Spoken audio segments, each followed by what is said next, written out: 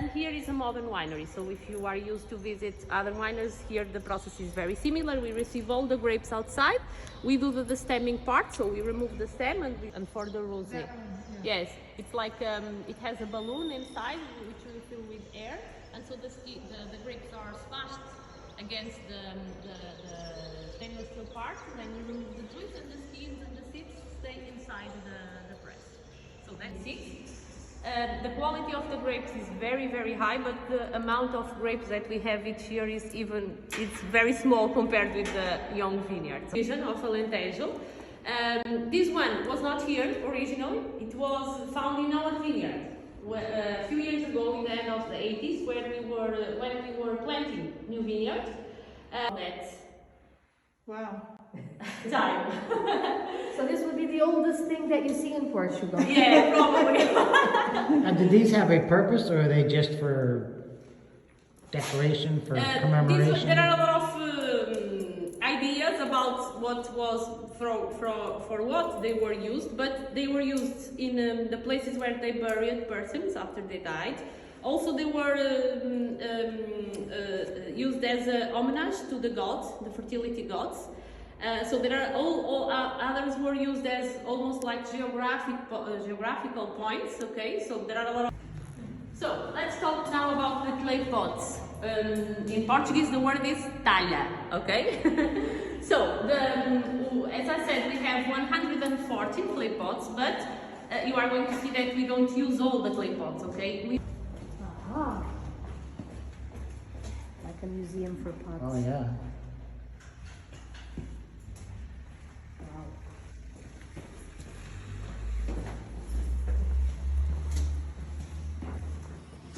So here is the main winery, the old winery. This is the building that exists since 1878. So until the 70s, with the first family, all the wine production happened here. Okay, but stems at the bottom of the clay pot. Okay, so about 30% of the stems, the green part, we separate outside. We put at the bottom of the clay pot. Then we fill the clay pot with the smashed grapes, the skin, the pulp, and the seeds, everything. At that time, obviously the clay pot has to be open, and then the fermentation starts. During the fermentation, which takes about 1 week, it's very important to do two things. First one is to mix the clay pot. So with a wood stick like that one, we have to go up and mix everything, okay? Because with the fermentation, and the release of the CO2, all the skins and the seeds come to the surface, and then they can dry and cover the clay pot, and then they can explode with the pressure inside, okay? So it's very important to mix 3, 4, 5 times a day. Other thing that is very important is to control the temperature. Here we cannot do that in an automatical way, so we have to do by hand. So we water the clay pot outside, we put water around the clay pot in order to keep the clay pot, the wall outside fresh and wet, to control the temperature inside, okay? Also 4 or 5 times a day. So it involves a lot of work during the fermentation days. After the fermentation is done, then we can cover. We just put the plastic and the paper, okay, so it's not completely closed. And then we leave the wine, in our case, here with the skins and the seeds inside, for 6 months. So it has a very long maceration process. What is mandatory by the organization that rules this DOC, because this type of wine is a certification, okay, and we have to obey to certain rules. What is mandatory is to keep the wine inside the clay pots at least until November 11th, okay? Because in Portugal we have a holiday, which is São Martinho, and it's typical and traditional to go to the winery and to taste the wine from that harvest, okay? The new wine, the young wine. So at least until November 11, everyone has to leave the wine inside the clay pots with the skins and the seeds, okay? After that, each producer can choose what to do. They can remove the wine, they can put the wine to age, they can bottle the wine. In our case, we decided to keep the wine a longer time inside the clay pot. So we only remove the wine normally February, March next year after the harvest. And at that time, what we do? Basically, we remove the cork, that they all have this hole at the bottom, okay? So we remove the cork and the wine starts to come out, normally by gravity. At that time, besides the stems that we put at the bottom, also the skins and the seeds are also at the bottom. So the wine has to pass through all those materials to get out. Those materials are going to work like a natural filter. Okay, this wine is not filtered in any other way. It's just filtered by the stems and the skins that are at the bottom when we remove the wine. So this process takes about 2 days, because in the beginning it's with a lot of wine, but then it's almost drop by drop, okay, to remove everything from the clay. And then after we have all the wine outside, about 70% of the wine we put in another clay pot to age, okay, for about 12 months. And in our company, just our, it's not mandatory, about 30% of the wine we put in the barrels that we have upstairs, which are not from oak, are from chestnut. So they are a little bit different, not very known or very common to use in wines, because chestnut is a neutral wood. It doesn't give any type of flavors to the wine. Our goal of putting a small part of the clay pot wine inside the chestnut barrels is just to give a little bit more structure, okay? Not to change the flavors that we can get from the clay. And this part of putting a small part of the wine inside the chestnut barrels is a tradition from this winery, okay? And the new family decided to keep that tradition. So the majority of the wine is aged for 12 months inside clay, and a small part inside the oak barrels, chestnut barrels.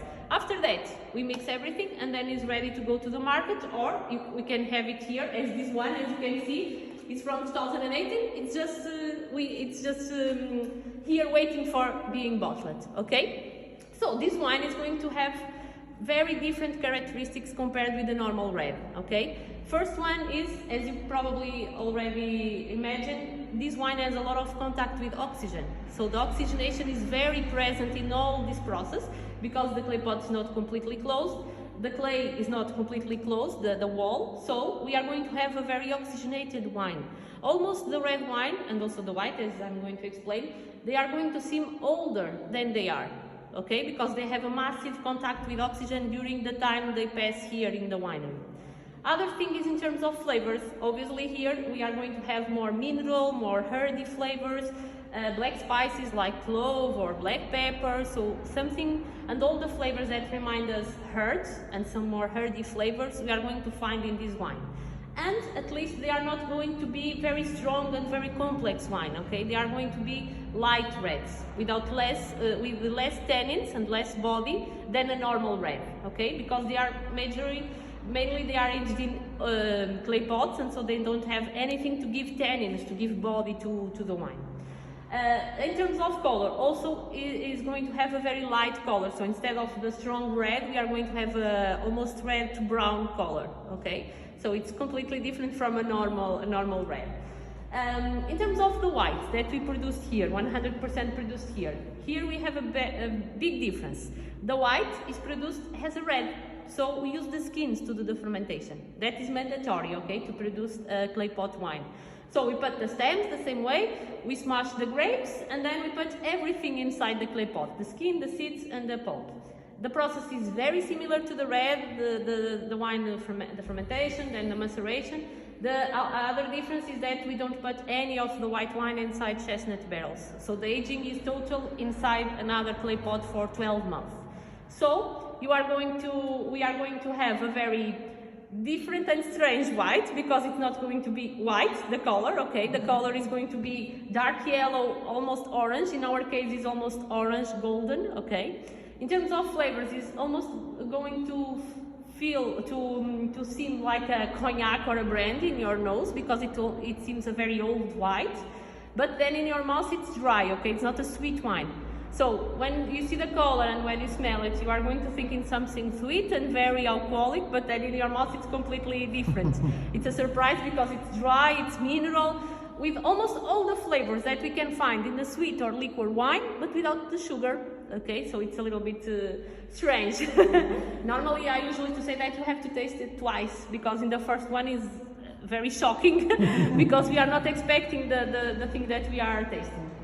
So as you saw, they are very different from the normal white and red wines. They are not a consensual wine, so there are a lot of people that don't like this style of wine. So our production, it's about, as I said, about 9,000 liters. And one part we bottle as 100% clay pot wine, and another part we use to do blends with other red wines that we produce in the oak barrels.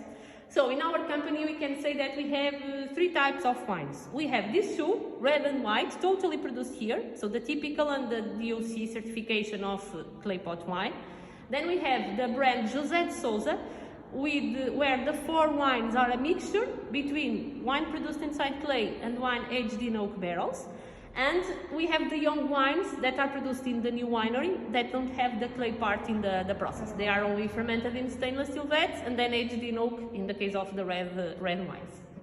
So here, the wines, they are very different, and we only sell it in Portugal, so we don't export this type of wines because they have to be explained, okay? You have to learn about the history and the way they are producing to understand why they are that way. Otherwise, you are going to think that they are not good to drink. They are very old and they are not good already to drink. So, as you can see, we still have a lot of clay pots that we can use, but our goal, the goal of the company, it will be to keep the tradition, okay, but also always in a small amount of wine, okay, not a big mass production of this type of wine, because it's also a very difficult wine to like. So, to drink now, okay, because it only has 4 months in oak, so it's a very fruity and light red. Then we have Ripanso, which is the name of that technique of the stemming. This is also a young red, only with 6 months of aging, and it has a small difference compared with the other reds. It has a small residual sugar, okay? It's not normal in Portugal, almost all the red wines are dry. It's a residual sugar because it's 8-9 grams per liter, okay? While, just to compare, for example, a Muscatel, which is a sweet wine, has 120-150 grams per liter, okay? That is sweet. This one is less dry than the normal reds, okay? So it's a good red wine to drink a glass of wine, to some sausage, cheese, more light foods. Then we have this brand, Monte da Ribeira, which is the name of our vineyard. These two are the typical wines from this region. We have a white and a red, okay? This red, it's a young red, but the aging here is made in new barrels, so with more tannins, more strong, more complex. So a normal red for this region, but without the clay, okay? Then we have the brand José de Sousa. These four, okay? Both are, so all the four are a mixture between clay and oak, okay? In different amounts. We have this one, which is the image of our company, the one we produced more. In this one, we have a small part of wine produced in clay, and the majority of the wine, about 89%, in oak barrels, okay? So more strong, more complex, but with slightly minerality and hearty flavors that came from the clay.